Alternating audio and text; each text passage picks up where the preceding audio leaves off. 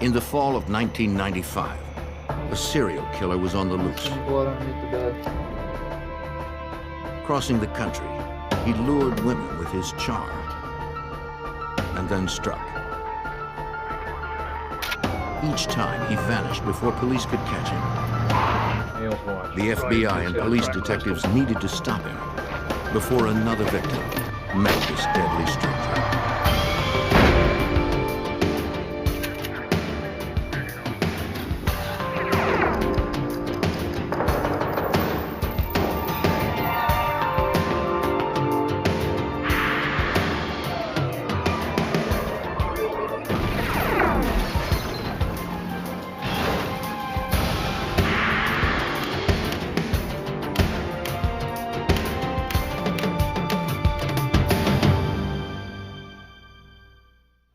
The body of a young woman found burned in a truck launched a manhunt to find her killer. When more bodies began to turn up across the country, the FBI believed the cases were linked. Investigators had a suspect. They just couldn't find him. I'm Jim Kallstrom, former head of the FBI's New York office. Agents would enlist the help of local law enforcement and even long-haul truckers to stop a cross-country killer.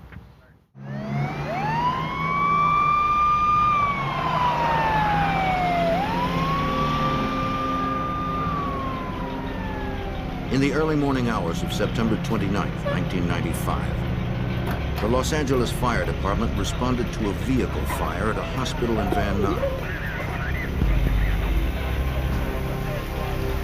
They found a pickup truck burning in the parking lot.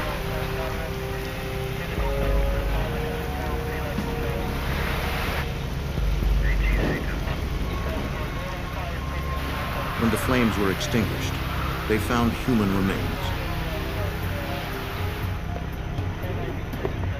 Firemen contacted the Arson and Homicide Division of the Los Angeles Police Department. Homicide detectives responded to the scene and were briefed by uniformed officers already there.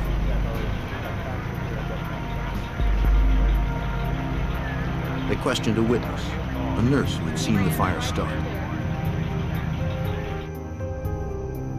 She said she had arrived for work before dawn for the early morning shift. In the parking lot, she saw the truck go ablaze. She saw the outline of a figure with long hair run from the truck as the flames erupted. She never saw a face. And she had never seen the truck before.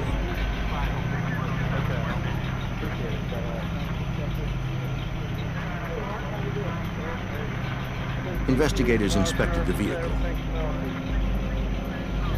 The pattern of fire damage indicated it had begun in the cab and had burned very quickly. Investigators believed it had been intentionally set. An accelerant had been used, probably gasoline.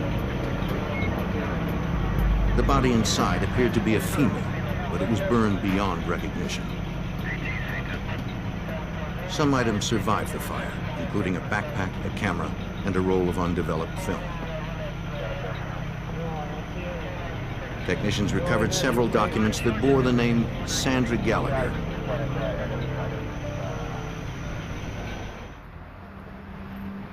By sunrise, detectives at LAPD's Van Nuys station had run the truck's plates.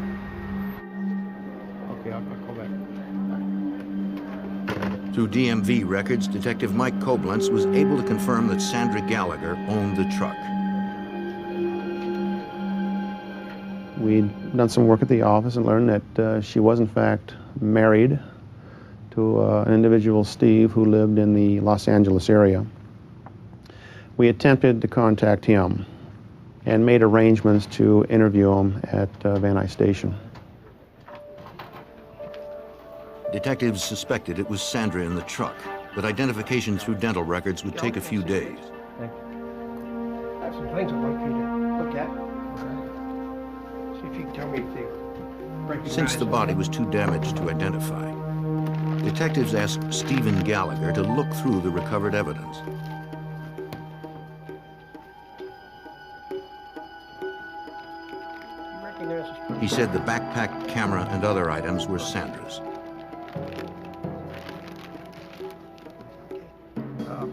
The police department had developed a roll of film that survived the fire. Stephen identified his wife in the pictures.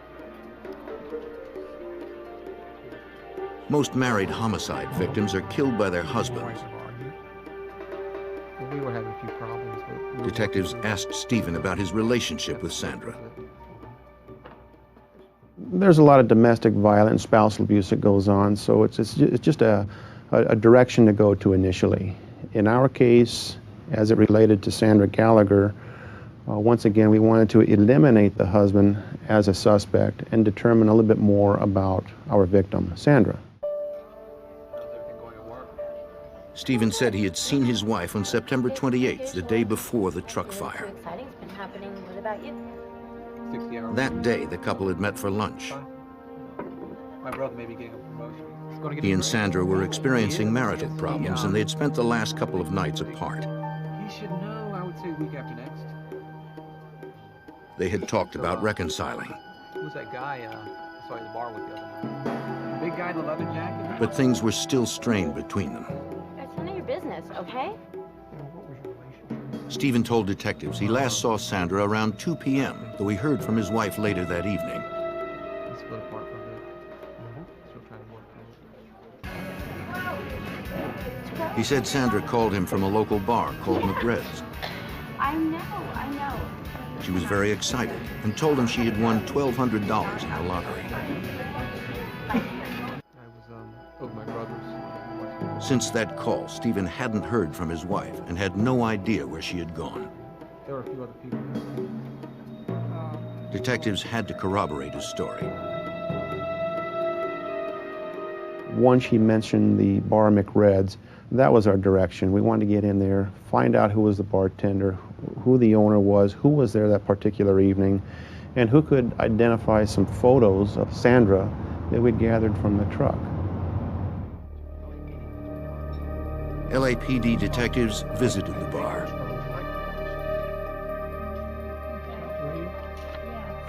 When shown a photo of Sandra Gallagher, the bartender recognized the woman. Okay.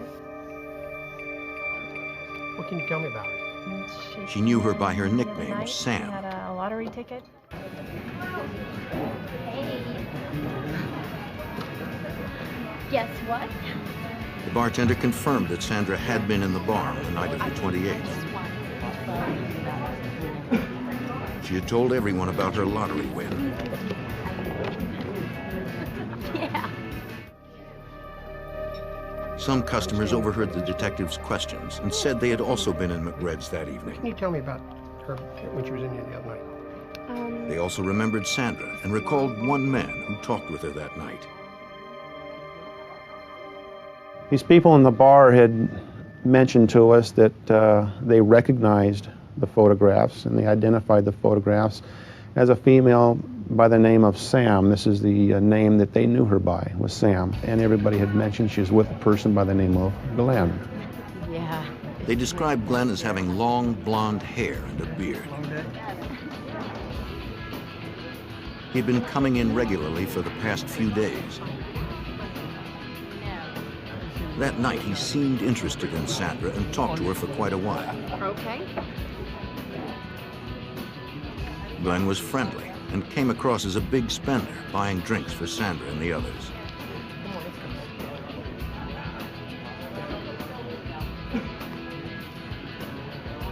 Yeah. When the bar closed, Glenn had asked Sandra for a ride home. That's a big hint. I think we gotta get out of here. He said he lived nearby. Let's do it. She agreed to drop him off, and they left together. The customers hadn't seen Glenn since that night. Yeah, she took him home. Do you know where he lives? She said it was about 5 minutes. They believed Glenn's last name was Rogers, but they weren't sure. Or what time did he leave? Their description of him matched the one of the man seen fleeing the burning truck. If you think of anything else, please call me. Detective Koblenz would check the lead. Thank you for your help. Thank you.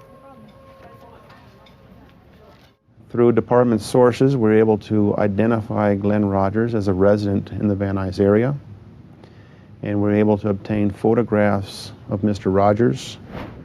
These photographs, in the next day or two, were shown to various witnesses at the bar in the form of a photo lineup, and Mr. Rogers was identified in this photo lineup as the person being at McRed's with Sandra Gallagher. Detectives secured a search warrant for Rogers' apartment. It was only a few minutes away from where the truck had been burned. LAPD, search warrant! They didn't know if Rogers was inside, perhaps with a weapon. Uniformed officers entered first to clear the apartment. Rogers wasn't there.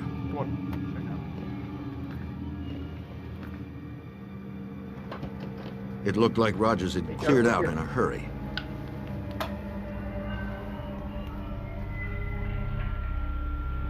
Detectives recovered a purse and a woman's wallet. It was empty of cash and held no ID. Your identification. They also found a woman's earring.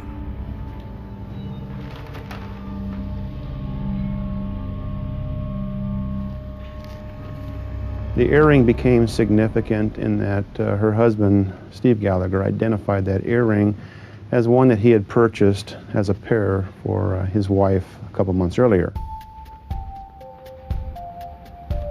After several days, the coroner made his report. He positively identified the remains from the truck as those of Sandra Gallagher.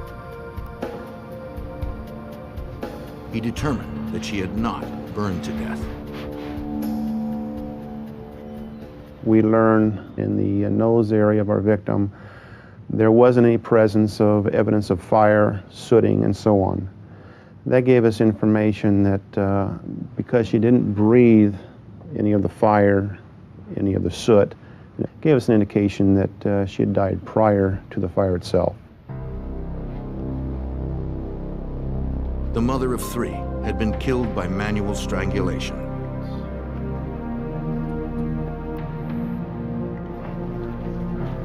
Los Angeles detectives charged Glenn Rogers with Sandra Gallagher's murder and issued a warrant for his arrest.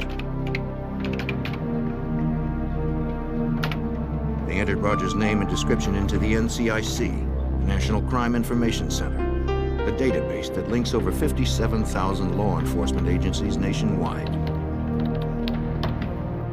That informs other agencies around the United States that Glenn Rogers, in this case, is in fact wanted in Los Angeles for murder. It would list the agency, Los Angeles Police Department, Van Nuys area, with my name and my phone number. If they have any contact with Glenn Rogers and happen to run him, this warrant would show up in their jurisdiction and he'd be taken into custody. Detectives sought out anyone who knew Glenn Rogers. They learned he frequented local bars and worked odd jobs, mostly in construction.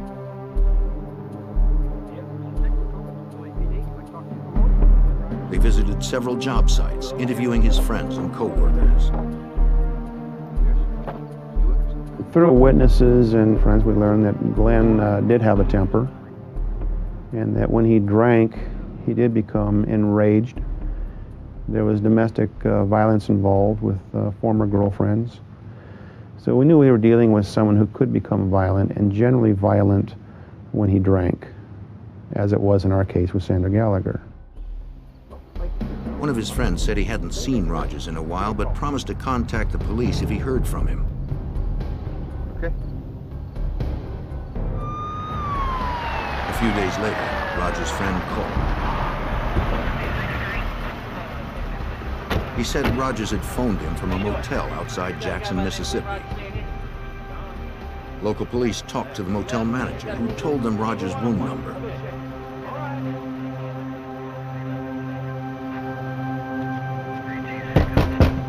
Police, open up!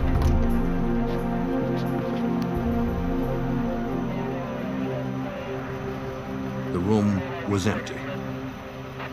The murder suspect was on the run. In the fall of 1995, the search continued for Glenn Rogers. Police believed he fled California after killing a woman there on September 28th. A tip led to a Mississippi motel, but Rogers had disappeared before police arrived. Police issued an APB locally. They hoped someone would spot the suspected killer before he left the area. Days later, on November 3rd, 1995, Jackson, Mississippi detectives responded to a murder. Family members had found Linda Price dead in her bathtub. The 34-year-old single mother had been stabbed repeatedly and her throat had been slashed. Investigators searched the apartment for evidence.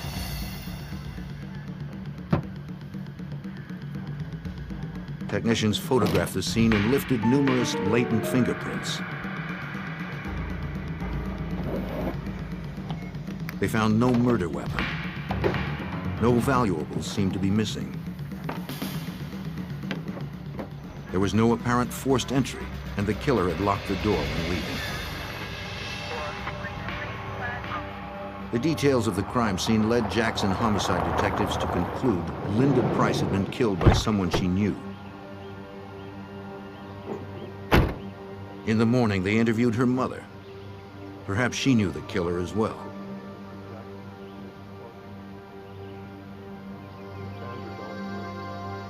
She said her daughter had a new boyfriend. His name was Glenn Rogers.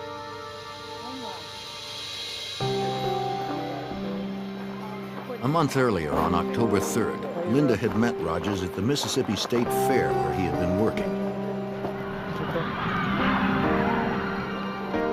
He was charming, and Linda fell for him right away. That's pretty close, huh? They soon rented an apartment and moved in together.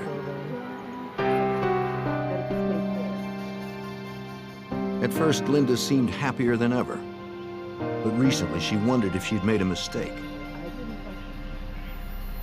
She told her mother that Rogers had a bad temper and she feared his mood swings. When Linda stopped calling and didn't answer her apartment door, her mother believed that Rogers had harmed her.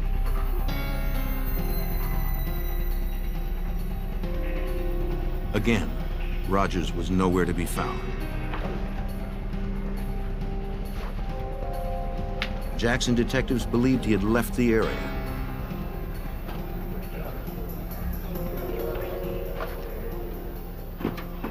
They entered his name into the NCIC database.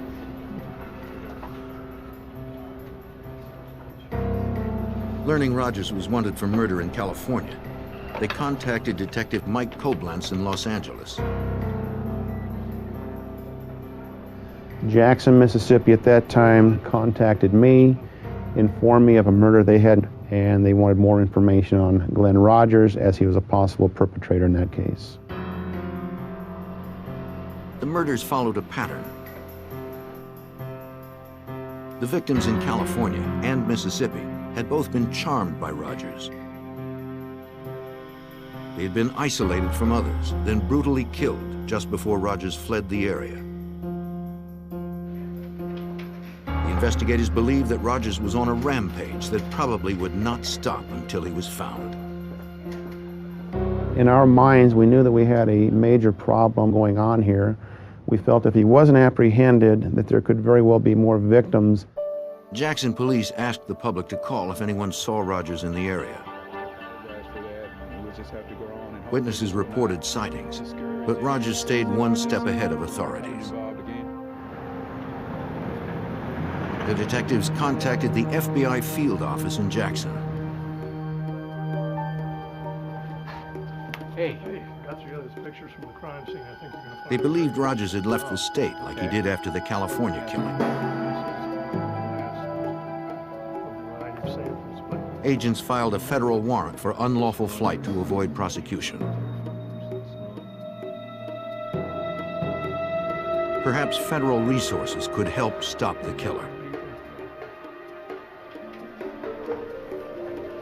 FBI Special Agent John Huber helped coordinate the multi-state investigation.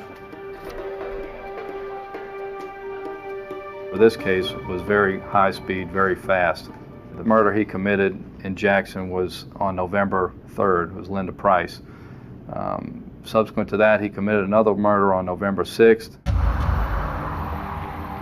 On that date, police in Tampa, Florida responded to a murder scene at a local motel room that had been rented by Glenn Rogers.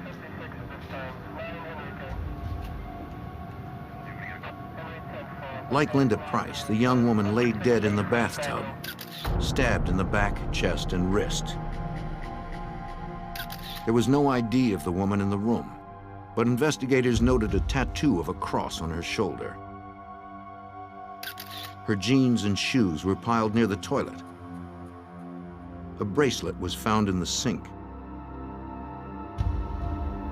From the evidence left behind, Tampa homicide detective Julie Masucci attempted to piece together the details of the murder. When we removed the clothing, it appeared that she had been stabbed through the clothing, which means that she was never undressed. And it was from the rear portion, which appeared that someone might have come up behind her and stabbed her. The shoes had blood spots on the top, indicating she had them on and was standing when she was attacked. Under her body was a man's watch. Investigators believed it belonged to the killer.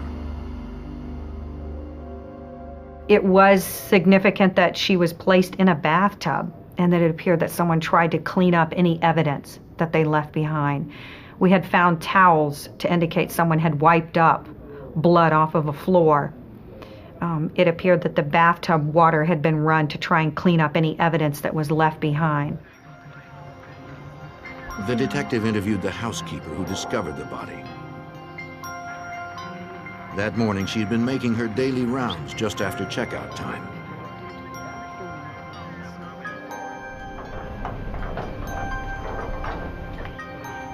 Outside room 119, she spotted a handwritten "Do Not Disturb" sign. Housekeeping! She said she didn't clean the room the day before because she saw the sign and wanted to respect the privacy of the people staying there. On this day, the occupants were scheduled to have checked out.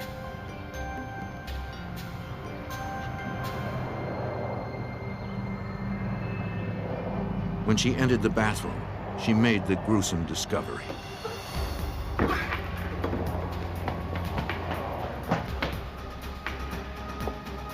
Detectives asked the motel manager if she knew about the people staying in room 119.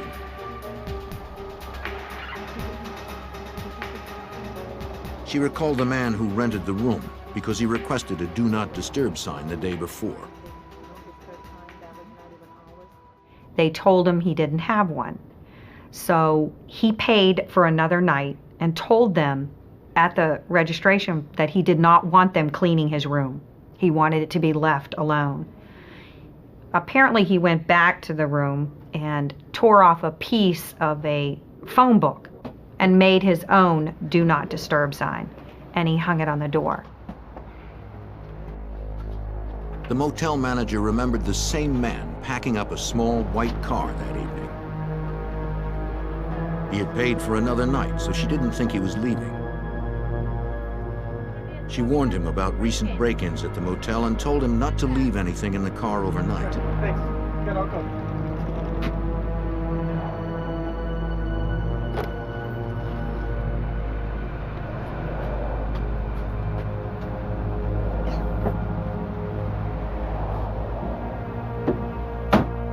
The detectives checked the office records, finding the registration card for room 119. It had Glenn Rogers' name and signature on it. Technicians would later recover prints matching Rogers from the card. Detective Masucci ran a computer check and saw the California and Mississippi murder warrants. She contacted the other agencies and the FBI.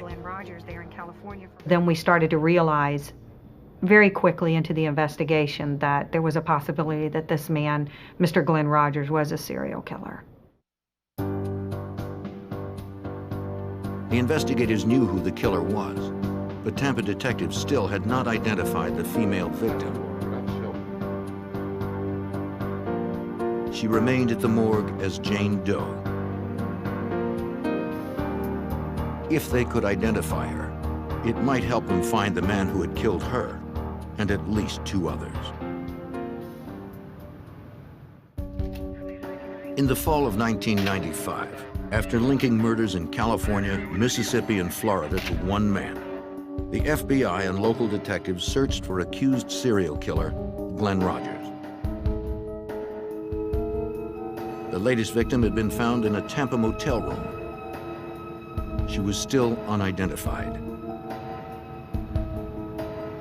Responding to media coverage, a woman whose daughter had been missing for 2 days came forward. She positively identified the body of her daughter, Tina Marie Cribbs. Tina had 2 children of her own. Tina's mother told Detective Julie Masucci about her daughter's last day. We learned that Tina had worked and that she went to the Showtime bar, which is in Gibsonton, and she met some friends there. She was supposed to meet her mother there.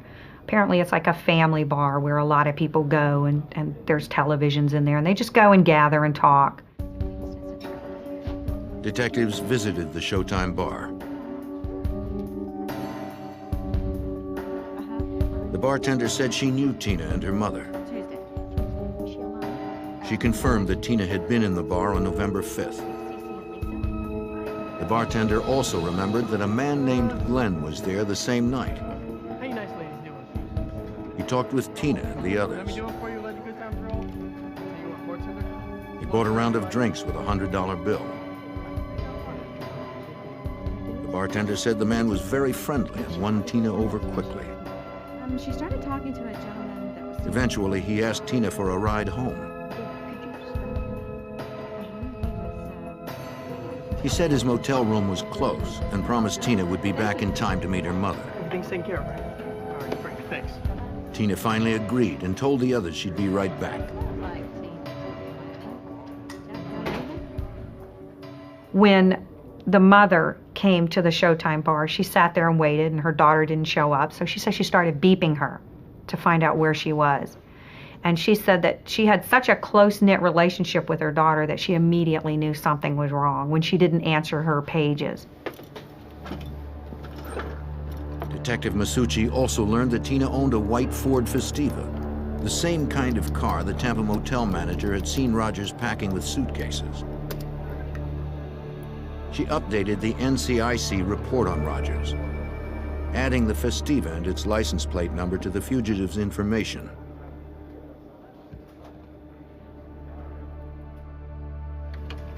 FBI Special Agent John Huber was surprised that Rogers wasn't trying to conceal himself. Glenn Rogers seemed to not care if he would get caught or had no fear of the law. He would always use his real name when dealing with people and checking into motels. He would drive cars that weren't stolen, either belonged to the victim, which he could easily be linked to, or his own vehicle. He didn't seem to care. If people knew what was happening, he wasn't trying to hide. The search for the serial killer hit the news. TV stations across the Southeast broadcast pictures of Rogers, asking anyone spotting him to call authorities.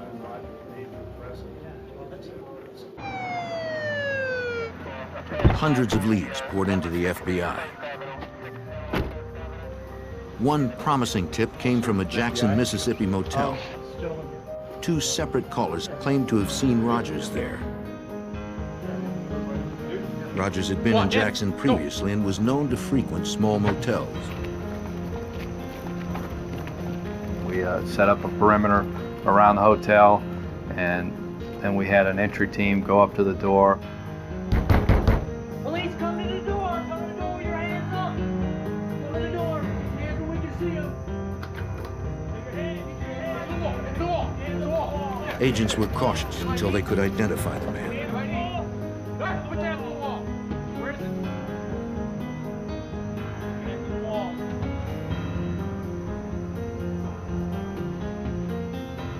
We We identified the person that resembled Rogers and determined that it was not him. We then later searched the entire hotel and began searching the hotels in the immediate vicinity, but didn't find him. It was very important in this case to apprehend this individual as soon as possible, because based on his history, he was going to continue to kill until he was apprehended. Authorities were desperate to stop him.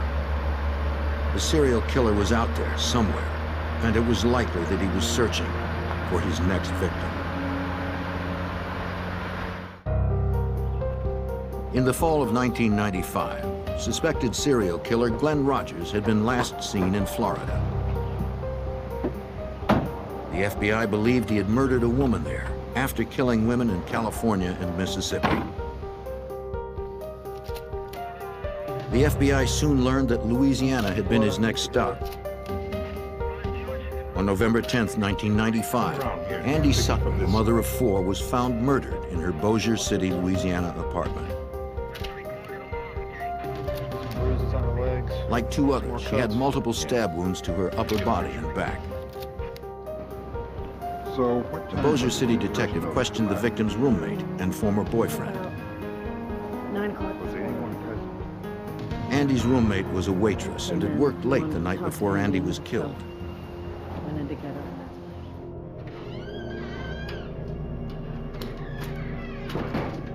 When she returned home in the early morning hours, she heard the bedroom door close.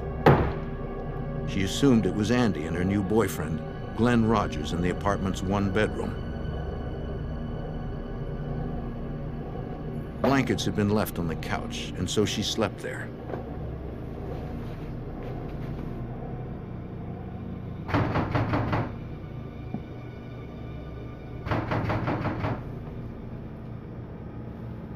After daybreak, she was awakened by someone at the apartment door.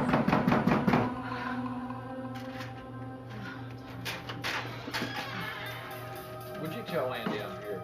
It was Andy's ex-boyfriend. No, that's all right. I'm here now. I'd like to see Andy. He wanted to talk to Andy. I don't care. I'd still like to see him. Stay there. Andy? Andy? In the room, she found Andy's body under the sheet. She told detectives Andy had met Glenn Rogers in a bar. They had been dating for only a few days. Neighbors had seen Rogers leave in a white Festiva. Bossier City detectives ran Rogers' name through the NCIC and saw the 3 other murder warrants. They contacted the other police agencies and the FBI. Hey, detective. Here's that fax report. Los Angeles faxed a photo of Rogers to be used in the local investigation.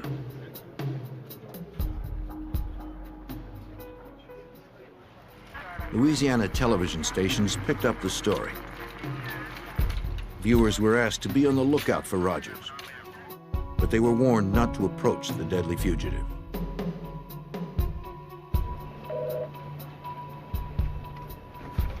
Special Agent John Huber and the other investigators were frustrated. Yeah, you know it. Rogers was killing people faster than we could investigate where he was. It was just a kind of a time game, and he was killing people faster than we could apprehend him. Hey guys, look at The FBI and local detectives believed Rogers murdered 4 women in 6 weeks. starting to move. After each killing, Rogers had fled the state. Let's try to focus. The locations he chose were random. Let's try to focus in. Let's try to focus in over here. Despite their best efforts, investigators couldn't keep up. They needed to spread the description of Rogers and his vehicle across the country. Let's start off with that.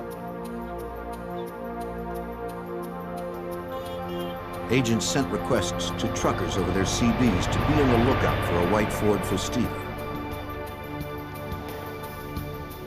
They posted wanted flyers in truck stops and rest areas.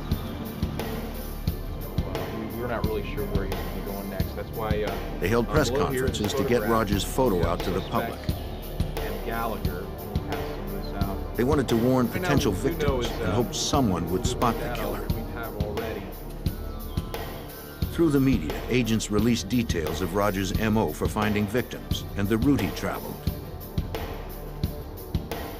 Gallagher was viciously raped and murdered. The FBI began the process of adding Rogers to their 10 most wanted list. 1996. At the rear of a convalescent. Getting someone on the 10 most wanted list increases the amount of resources that the Bureau puts into a case. It also increases the amount of media attention that's also worked into a case. The tips began to increase. One caller claimed Glenn Rogers was at a pool hall in Mississippi. 2 agents responded.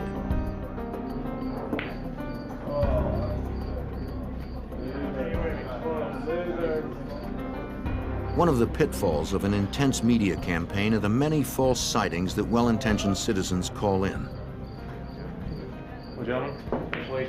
The man in the bar was obviously not Rogers.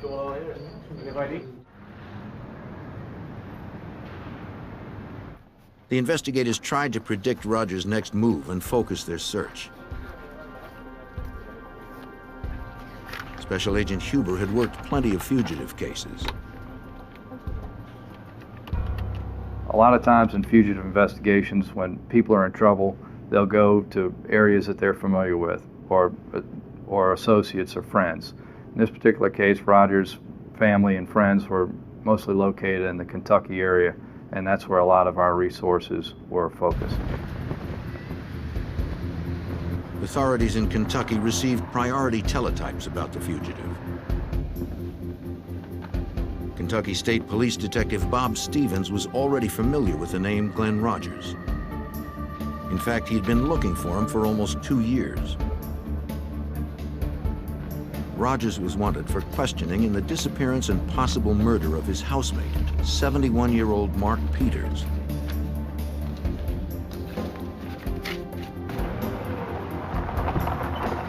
Almost 2 years before Glenn Rogers' cross-country crime spree began, his brother had called the Kentucky State Police. Yeah, I'm glad you're here. The body had been found inside his family's cabin.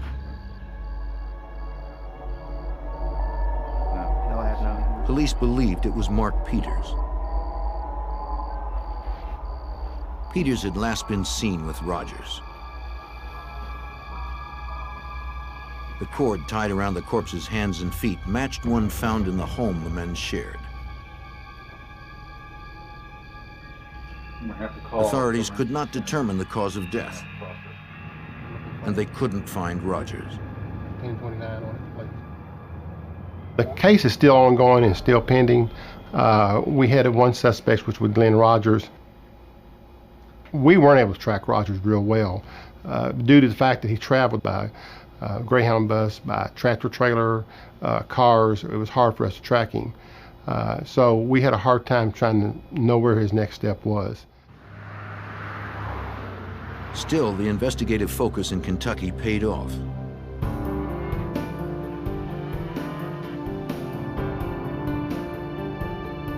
On November 13th, 1995, Glenn Rogers visited one of his relatives in Lee County, Kentucky.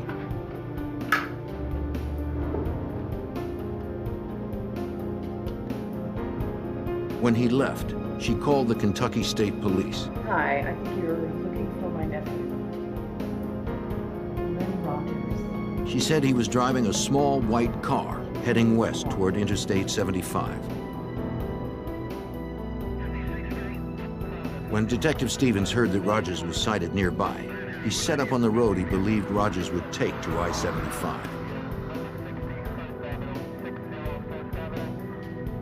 It wasn't long before a white Ford Festiva drove by. The detective began following. I wanted to make sure that this was Glenn Rogers, not somebody else that I had actually followed in behind. So I pulled out behind this car, When I ran the car tags actually came back stolen. So I began to follow him. I was able to pull up beside him like I was going to pass him. When I looked over, I could see who it was, and the picture I had of Glenn Rogers matched the driver.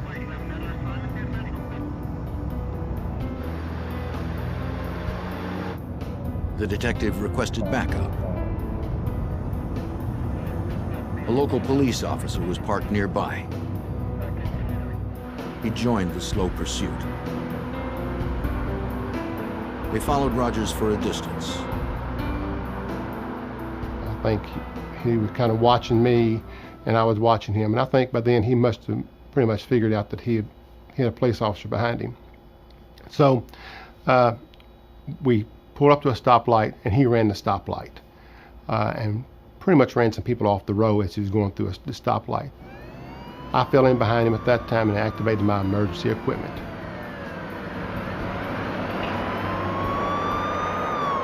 Rogers didn't stop. He sped up. He's on to us now.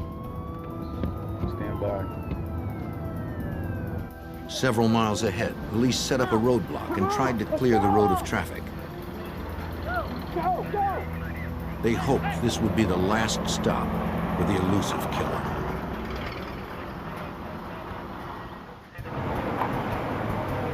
On November 13th, 1995, Kentucky State Police set up a roadblock in an effort to apprehend suspected serial killer Glenn Rogers. Armed officers waited at the roadblock.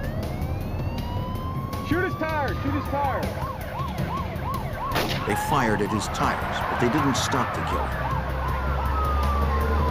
Detective Bob Stevens was close behind. We followed him down the road. He had run several cars off the highway, ran a school bus off the highway. He was driving on the wrong side of the highway. And so it was determined that he had to be stopped. Sergeant Barnes was able to get up the other side of him. And when he came back, he tapped him, spun him out of the highway, off the highway into a ditch. They didn't know if the fugitive was armed. When I first approached the car, and I was one of the first ones to approach the car, you could see that he looked very upset, very aggravated that he was in the custody. He was very defiant and just didn't want to be taken into custody at that time.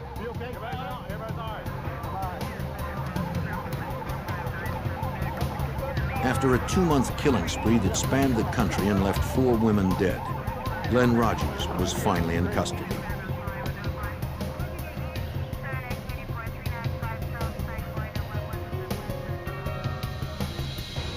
The vehicle identification number of the white Festiva confirmed the car belonged to Tina Marie Cribbs, the victim in Florida. Technicians scoured the car for evidence. They found shorts with blood on them, a blanket, and a woman's purse. These and other items linked Rogers to the murders in Mississippi, Louisiana, and Florida.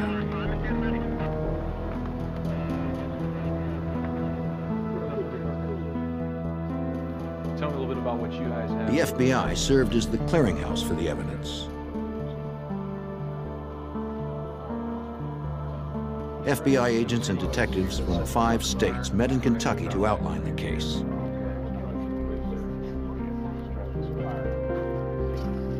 Special Agent John Huber helped plan the meeting. What they did do was put together all the information that everyone had, share information, and also that the FBI laboratory would process all the evidence in this case so that one agency would have custody of all the evidence and do the analysis. Agents and detectives agreed that their best case against Rogers was in Florida. Tampa detective Julie Masucci met with detectives and prosecutors to review the evidence.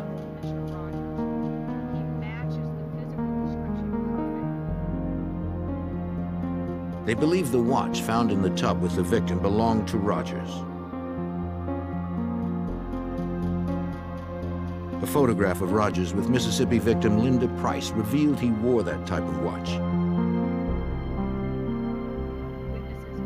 Detective Masucci was confident in her case due to the physical evidence implicating Rogers. We had Tina Cribb's car that he was apprehended in. We had some shorts that belonged to him that had some of Tina Cribb's DNA on them. The registration slip that Mr. Rogers signed himself. Fingerprints that were found inside of motel room number 119, where the victim was found. And miscellaneous items that were found inside of the car when he was apprehended. On July 11th, 1997, almost 2 years after the murder of Tina Marie Cribbs in a Tampa motel room, Glenn Rogers was convicted of first-degree murder and later sentenced to death in Florida. 2 years later, Rogers was extradited to Los Angeles to stand trial for the strangulation death of Sandra Gallagher, whose body was burned in a truck fire. She poured over the victim's body and in the cab of the truck. He was seen. Prosecutors outlined the victim's final hours for the jury. They showed that Sandra and Glenn Rogers left McRed's bar together on September 28, 1995.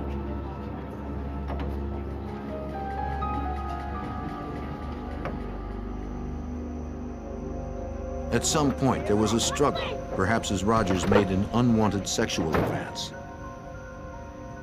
He strangled her, crushing her windpipe.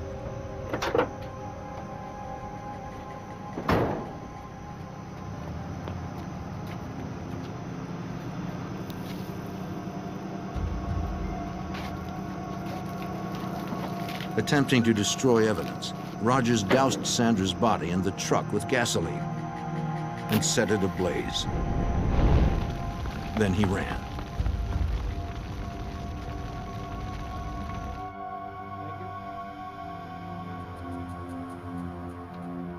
On July 16, 1999, a jury again found Glenn Rogers guilty of murder. He was sentenced to a second death penalty in the state of California.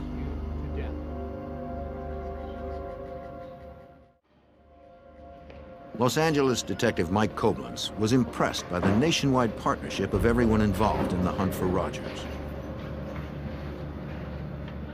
That's really what made this case come together, was the interagency cooperation, and not just in Los Angeles, but in Jackson, Mississippi, Tampa, Florida, and later Bossier City, Louisiana, the FBI, the press, the different news agencies that were able to get the information out. We truly worked together on this, and it came to a successful conclusion down the road. Since Glenn Rogers already had 2 death sentences, Louisiana and Mississippi prosecutors decided to spare the families of the victims emotional trials. Glenn Rogers left at least 11 children without mothers. The importance of stopping him was clear to Detective Julie Masucci and the other investigators. As a woman, not as a detective, not as a police officer, but as a female, I think that there should be a lot of women that feel safe that he's off of the streets. He had no regard for human life. He had no regard for the feelings of the families that are left behind. He didn't care. And I'm happy that he's behind bars.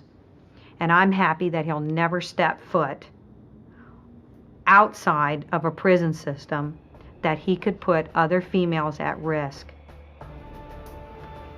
Investigators suspect Rogers is responsible for more unsolved murders. He told family members during his rampage that he had killed dozens. Authorities continue to pursue those unsolved murders to close the cases that can be linked to Glenn Rogers.